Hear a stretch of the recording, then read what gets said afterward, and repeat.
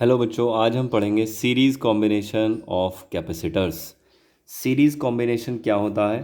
जब कैपेसिटर्स को and to and connect कर दिया जाता है तो ये वाला कनेक्शन, ये वाला कॉम्बिनेशन सीरीज़ कॉम्बिनेशन कहलाता है। देखिए, हर एक कैपेसिटर के दो एंड होते हैं, एक दो एंड इसके, दो एंड इसके और दो एंड इसके। देखो, इसके एक एंड पर इसका एक एंड कनेक्ट, दूसरे एंड पर थर्ड वाले कैपेसिटर का एक एंड कनेक्ट और थर्ड वाला फ्री। ठीक है। जब ऐसी चेन की फॉर्म में कैपेसिटर्स कनेक्टेड हों, जैसे रेसिस्टेंसेस 10th क्लास में पढ़े थे, सेम वो वाला कॉम्बिनेशन है, तो इसको बोलते हैं सीरीज़ कॉम्बिनेशन। अब सपोज इसको हमने वी वोल्ट की बैटरी से कनेक्ट कर दिया। अब देखिए, कनेक्ट करने के बाद में क्या होगा। कनेक्ट करने के बाद में इस पर, क्योंकि पॉजिटिव चार्ज या नेगेटिव है ना, तो यहाँ पर पॉजिटिव चार्ज मैंने मान लिया प्लस क्यू चार्ज, ये आ गया चार्ज। अब इतना चार्ज आने के बाद में देखो, due to induction, due to electrostatic induction, इस वाली प्लेट पर चार्ज आ जाएगा सेम इतना ही, क्योंकि मेटेलिक है। तो कितना आया? माइनस क्यू चार्ज, है ना। अब इस पर माइनस क्यू चार्ज मतलब इस पर एक्स्ट्रा इलेक्ट्रॉन्स आए। इसने इलेक्ट्रॉन्स कहाँ से खींचे होंगे? देखो, ये वाली प्लेट कनेक्टेड है, इसका मतलब यहाँ से इस पर इलेक्ट्रॉन्स आए, तो यहाँ पर उतना ही पॉजिटिव चार्ज, क्योंकि इंडक्शन से इक्वलेंट अपोजिट चार्ज आता है। तो प्लस क्यू चार्ज यहाँ पर, इसी तरह से माइनस क्यू, यहाँ ये प्लस क्यू और यहाँ माइनस क्यू। अब एक चीज़ देखिए, बीच वाला जो कॉम्बिनेशन है, यहाँ से लेकर इस वाली प्लेट से लेकर और इस वाली प्लेट पर, यहाँ कोई एक्स्ट्रा चार्ज नहीं है, केवल इंडक्शन से यहाँ पर चार्ज आया है। इस कॉम्बिनेशन पर नेट चार्ज ज़ीरो है। तो ओवरऑल जो चार्ज स्टोर हुआ है इस कॉम्बिनेशन में, वो केवल ये लेफ्ट मोस्ट प्लेट और राइट मोस्ट प्लेट पर स्टोर हुआ है। तो overall charge in this combination is Q, plus Q charge, plus small Q charge.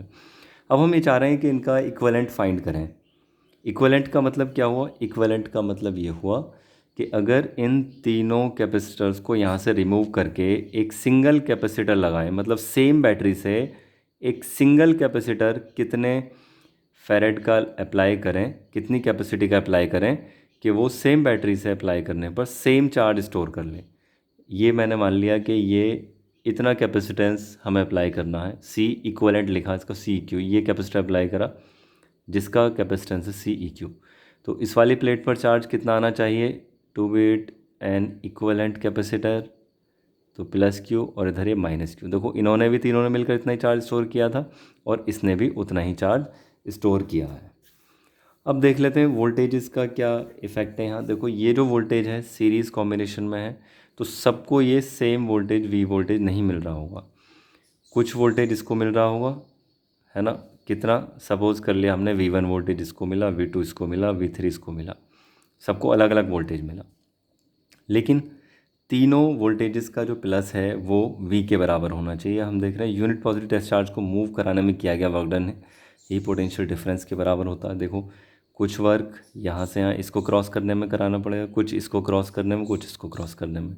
आपसे कहा जा रहा है यहाँ से यहाँ तक वर्क कितना, तो ये वाला वर्क डन, ये वाला वर्क डन, ये वाला वर्क डन, तीनों को प्लस कर दीजिए, तो यहाँ से टोटल वर्क डन आ जाएगा यहाँ से यहाँ तक मूव कराने में कितना वर्क डन। मतलब तीनों पोटेंशियल्स का प्लस इस वाले पोटेंशियल डिफरेंसेस का प्लस इस वाले पोटेंशियल डिफरेंस के बराबर, V वोल्ट के बराबर। तो देखो, यहाँ हम लिख सकते हैं कि V is equal to V1 plus V2 plus V3। अच्छा, ये डेरिवेशन रेयरली कभी एग्ज़ाम में आता है, लेकिन इसका जो कॉन्सेप्ट है ये हमें पता होना चाहिए। कॉन्सेप्ट क्या है? देखो, जितना सीरीज़ कॉम्बिनेशन में अलग अलग कैपेसिटेंसेस के कैपेसिटर ऐड किए, लेकिन सभी पर सेम चार्ज स्टोर हुआ है। देखो, सब पर सेम चार्ज है, तो सीरीज़ कॉम्बिनेशन में चार्ज सेम रहता है। जैसे सीरीज़ कॉम्बिनेशन में रेजिस्टेंस में करंट सेम थी, ऐसे यहाँ पर चार्ज सेम रहता है, और उतना ही चार्ज इक्विवेलेंट पर भी रहता है। देखो, इक्विवेलेंट पर भी सेम उतना ही चार्ज है। सीरीज़ कॉम्बिनेशन में हर एक कैपेसिटर पर सेम चार्ज और उतना ही चार्ज इक्विवेलेंट कैपेसिटर पर होता है। वोल्टेज डिवाइड हो जाता है और तीनों वोल्टेज के, ये जितने भी वोल्टेजेस हों, वो उनका सम अप्लाइड वोल्टेज के बराबर। अब देखो, यहाँ से हम ये फॉर्मूला यूज़ कर रहे हैं, C equal to Q upon V. तो V क्या होना चाहिए? यहाँ से V हो जाना चाहिए Q अपॉन C, है ना। So for first capacitor we can write V1 is equal to Q upon C1। For second capacitor V2 equal to Q upon C2. For third capacitor V3 equal to Q upon C3.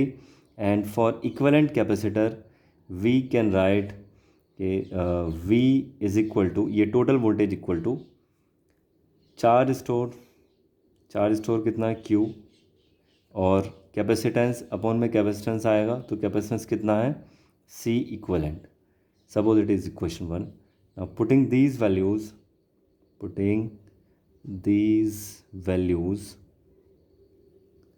In equation 1 में put कर दीजिए तो देखिए क्या मिलेगा. V कितना मिलेगा, Q upon C equivalent equal to Q upon C1 plus Q upon C2 plus Q upon C3. देखो इनको कॉमन लेकर ये कैंसिल हो सकते हैं. Q upon C EQ equal to Q common 1 upon C1 plus 1 upon C2 plus 1 upon C3. Q से यहाँ ये Q कैंसिल, तो 1 upon C equivalent is equal to 1 upon C1 plus 1 upon C2 plus 1 upon C3. ये expression बनेगा. अच्छा, अगर n capacitors हों, for n capacitors के लिए हम लिख सकते हैं इसको n times 1 upon C equivalent equal to 1 upon C1 plus 1 upon C2 plus dash dash up to Cn, nth capacitor तक ये हमने ये लिख दिया. If all capacitors are identical, if all capacitors are identical, सारे C के equal हैं, C1 equal to C dash dash dash up to N, सारे C के इक्वल हैं, सिंबल मैंने मान लिया. तब हम लिख सकते हैं कि 1 upon C equivalent is equal to 1 upon C plus 1 upon C plus, इतने बार प्लस ना करके इसको, अच्छा पहले लिख देते हैं up to n times plus करना. देखो n टाइम्स प्लस ना करके n की मल्टीप्लाई कर सकते हैं. तो आ सकता है 1 upon C equivalent equal to n into 1 upon C या n अपॉन C, है ना. तो C इक्वलेंट के लिए एक्सप्रेशन बनेगा C अपॉन n. मतलब जितने ज़्यादा कैपेसिटर अप्लाई करोगे इक्वलेंट कैपेसिटेंस उतना ही कम हो जाएगा. तो सीरीज़ कॉम्बिनेशन में जो कैपेसिटेंस है वो सीरीज़ कॉम्बिनेशन में कैपेसिटेंस डिक्रीज़ हो जाता है. ये हमें ध्यान रखना है. अब देखिए इस एक्सप्रेशन से पता चल रहा है अगर 2 आइडेंटिकल कैपेसिटर आप लगा दो तो इक्वलेंट कैपेसिटेंस C/2 हो जाएगा. 3 आइडेंटिकल कैपेसिटर अप्लाई कर लो तो 1/3 हो जाएगा. 4 अप्लाई कर लीजिए 1/4 हो जाएगा. जितने ज़्यादा कैपेसिटर अप्लाई करोगे उतने से ही डिवाइड हो जाएगा, कैपेसिटेंस उतना ही डिक्रीज़ हो जाएगा. ये बात हमें याद रखनी है यहाँ पर. इसके अलावा अगर 2 कैपेसिटर हैं, केवल अगर 2 हैं तो 2 के लिए इसको हम इस वाले फॉर्मूले को लिख सकते हैं कि 1 upon C equivalent is equal to for 2 capacitors के लिए देख रहे हैं 1 upon C1 plus 1 upon C2. तो ये एलसीएम लेकर आप इसको सिंप्लीफाई कर सकते हैं. C1 C2 ऊपर C1 प्लस C2, सो C equivalent becomes C1 C2 upon C1 plus C2. ये एक्सप्रेशन भी हमारे लिए हेल्पफुल होता है जब 2 कैपेसिटर लगे हुए हैं. तो इक्वलेंट कैपेसिटेंस फाइंड करने के लिए हमें यह याद रखना होता है कि ऊपर दोनों की मल्टीप्लाई और नीचे दोनों का प्लस, ऊपर मल्टीप्लाई और नीचे दोनों कैपेसिटेंस का प्लस कर देंगे तो इक्वलेंट कैपेसिटेंस हमें मिल जाएगा. थैंक यू बच्चों, इतना ही है.